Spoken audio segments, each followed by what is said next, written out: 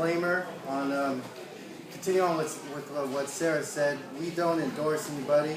We would encourage everybody to look at any candidate they're going to vote on, whether it be Jim Brulte or anybody. So definitely do your homework, especially on somebody as important as who's going to be running the Republican Party here in California. You have to be an appointed delegate to be able to vote at the convention. That is understandable. Yeah. And whether you're appointed delegate or not, everybody here knows a delegate. So if you're going to have an opinion on something, it'd be great. Do your homework. Do your homework on everything. There are people out there who say one thing to be elected, and then they elect it differently.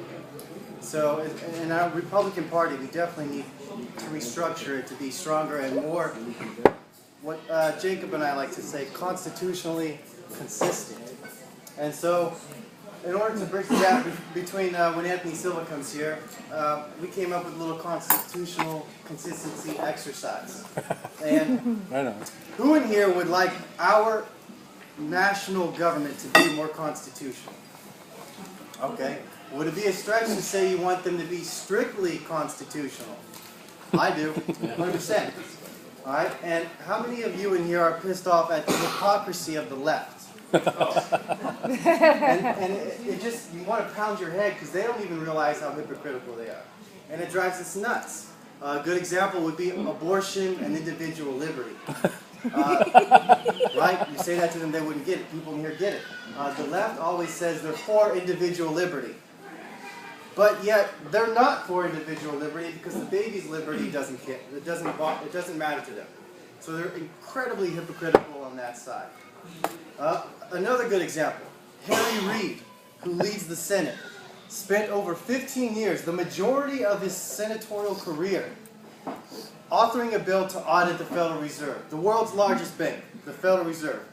The House of Representatives last year, and I believe this year as well, passed a bill to audit the Federal Reserve. Harry Reid, who was the strongest senator, now all of a sudden does not want to audit the world's strongest bank.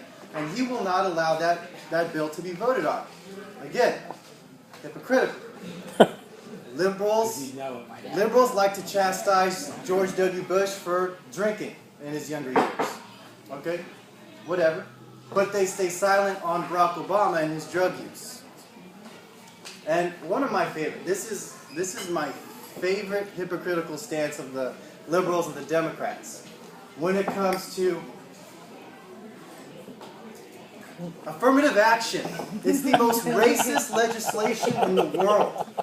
The fact is, a note on affirmative action, whether you give somebody an opportunity because of the color of their skin, or you deny somebody an opportunity because of the color of their skin, you're being racist. And the liberals do not understand that they are racist. They are hypocrites. Okay? And they lose their credibility. If we're going to beat them, we need to be credible. And we need to be constitutionally consistent. All right? So, let's start with, we have two examples tonight. But first off, who in here believes that their rights come from the government? Good. Good. The rights are natural rights. They're inherent rights. They're God-given rights. The fact that you are a human being means you own your life. You own your liberty. You own your property. Okay? So we can all agree here that rights do not come from the government. Now, where do private contracts come from? Two people deciding to associate, they make a private contract. All right, the Republicans, we have a huge problem. There's a battlefront we're losing, and we're losing because we decide our rights come from the government. And this battlefront is in gay marriage. We're losing hard. And let me tell you how we're losing, because Republicans keep saying we need to defend the sanctity of marriage, and marriage is between a man and a woman. I agree 100%. I agree marriage is between a man and a woman. But if we continue down this path of saying government is going to protect marriage between a man and a woman, then someday when the liberals control the federal government, it'll happen someday, and then hopefully someday the Republicans will swing back and will control the federal government. But when they do, they will pass legislation that makes it impossible for your church to turn away a gay couple that wants to marry. And what started all this? Us wanting to defend marriage between a man and a woman and saying government is the police that's going to defend that. Unless we get government out of marriage, someday your church will not have the ability to turn away a gay couple. If we have no government involvement in marriage, if your church decides to marry a gay couple, what could you do? You could vote with your feet, go to a different church. But if government mandates that your church has no right to turn away a gay couple, you're done. You cannot vote with your feet. Your vote has been stripped from you because you decided to get government involved in marriage. Now, back to the constitutional consistency.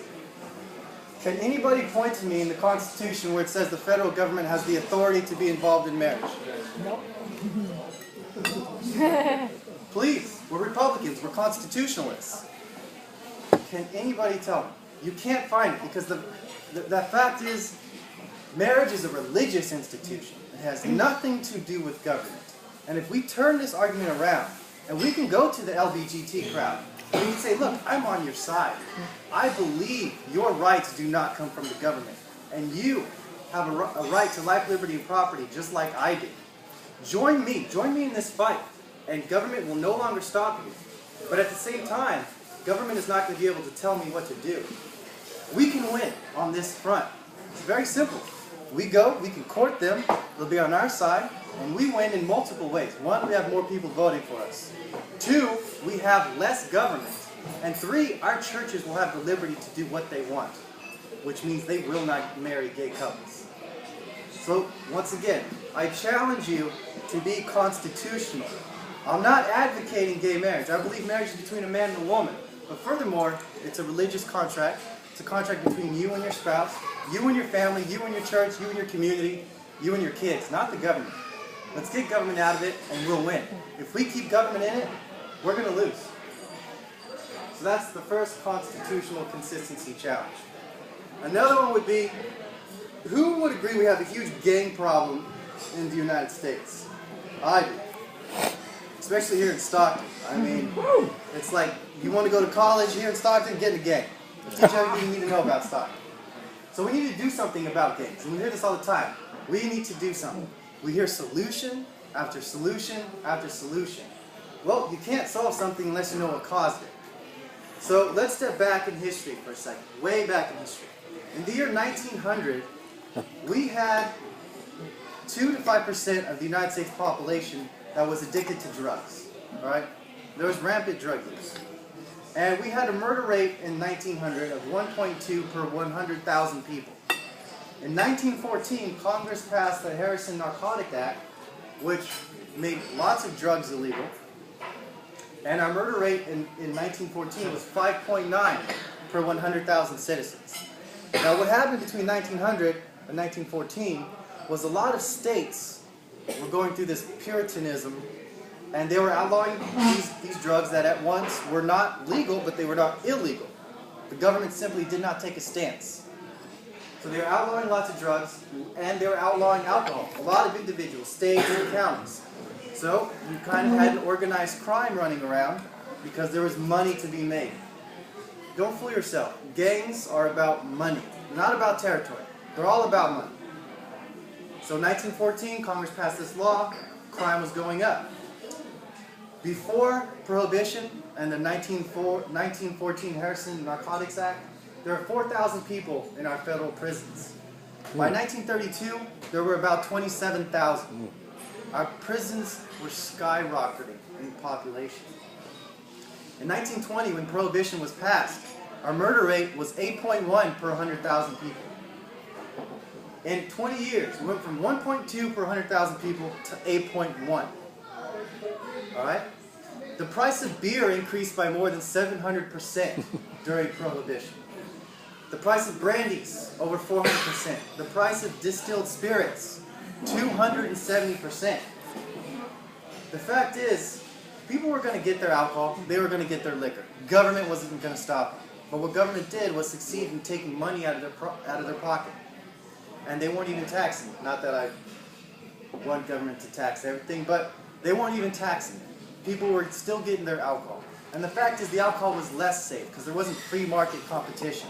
There was underground market competition.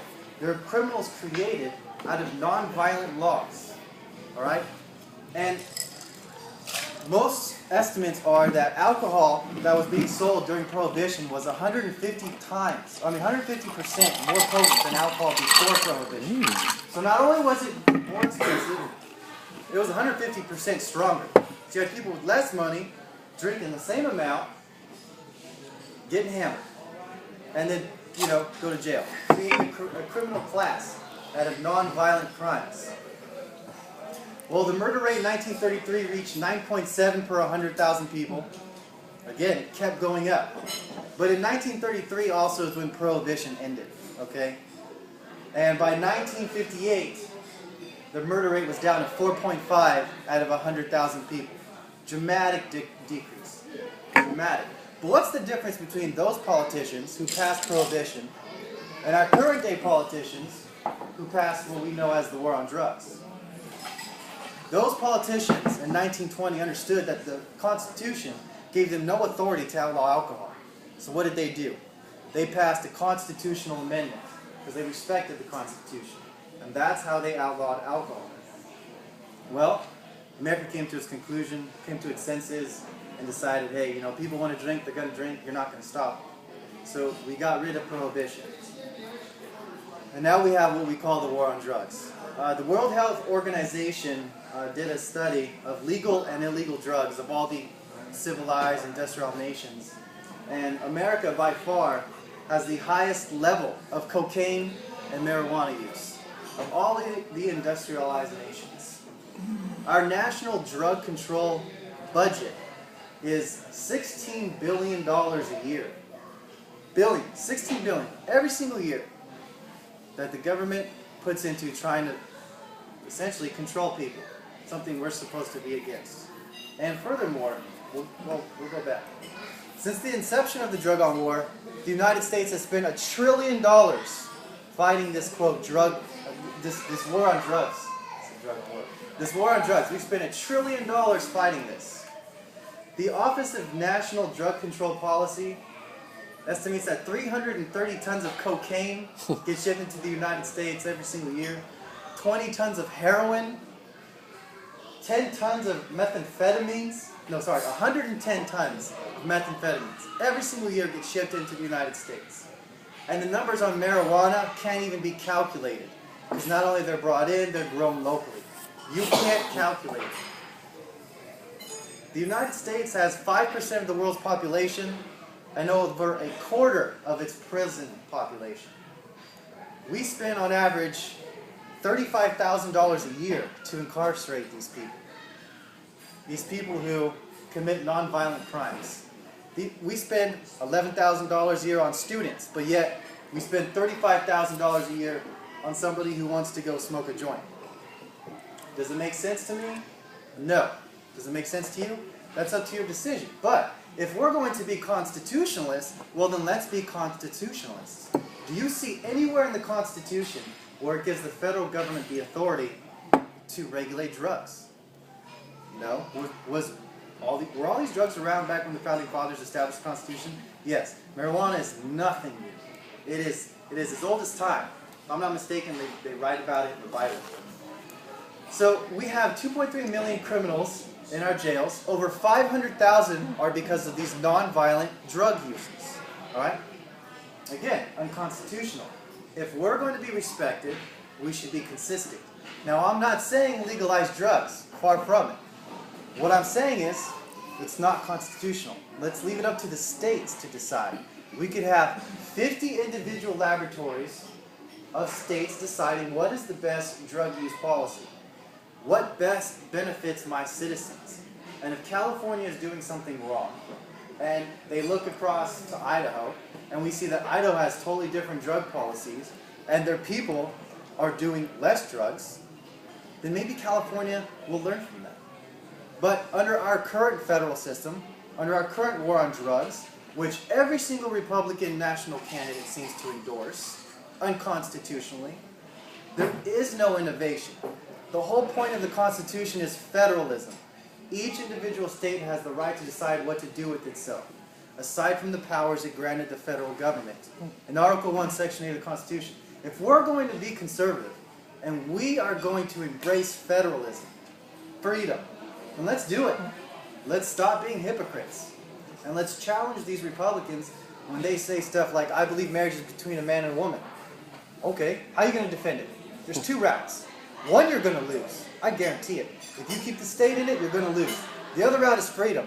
Not only will we win, we can get more people on our side, and your church will win. So, I ask that you guys not endorse doing drugs or endorse gays being married. Not at all. The fact is, if drugs were legalized tomorrow, who in here in this room, if drugs were legalized tomorrow, would go put a needle in their arm and do some meth? Right? So if they were legalized... I was just going to say that. If they make it legal, I might go out and do it. Yeah, well, you know what? Go ahead. And if you get addicted, it will impact your life. And then people around you would learn from your mistakes. That's the whole point of freedom. So let's be constitutionally consistent. We will earn respect. And if we were truly small government, a lot of these problems we wouldn't have. Let's get the federal government out of our lives, and let's be constitutionalists. That's it. Good job.